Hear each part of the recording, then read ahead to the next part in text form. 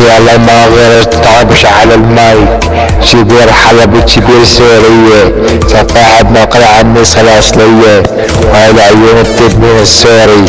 وهاي الضربة على اختك يا اخوي مشان في مسميه روح اختك القيادية بنحم الشخصية. تعال اخوي من تعال استلم شرفك من عند مغرب الأيري،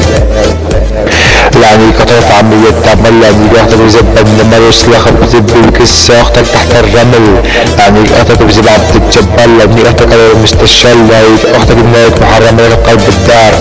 وحفت سبيلكس اختك قدح شرار، يعني اختك بزب السنفوش شرفك تحت مغرب ايري عم بيدوس اختك طعمية خبز التنوير، واسلخ اختك تحت النور شافها الزب قال شو هذا النور مثل النور، يعني اختك عند الدكتورة وهاي كساتك البندورة، اختك بقلب العفش وسلخ زي الكس اختك بزب الحنش، وسلخت زب الكس اختك تحت الدرج،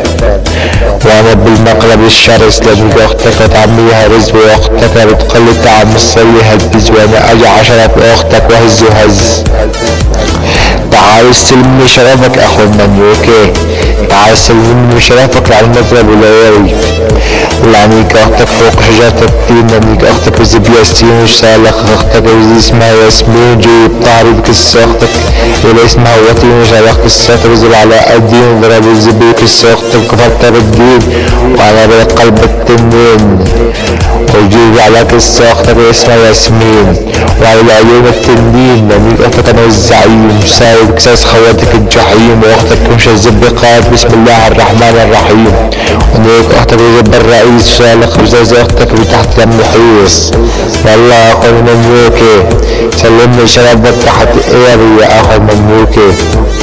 وسلخت كساك بليز واختك يوم الخميس جيب ظهري عكس اختك اللي اسمها لميس، واختك جيت ايري شلحتني الخميس، شو بدي سوي كس اختك يا الهميس احزري شو بدي سوي بكسه وبكسه واخفي لحسه وزب شفاك كسه وحفه،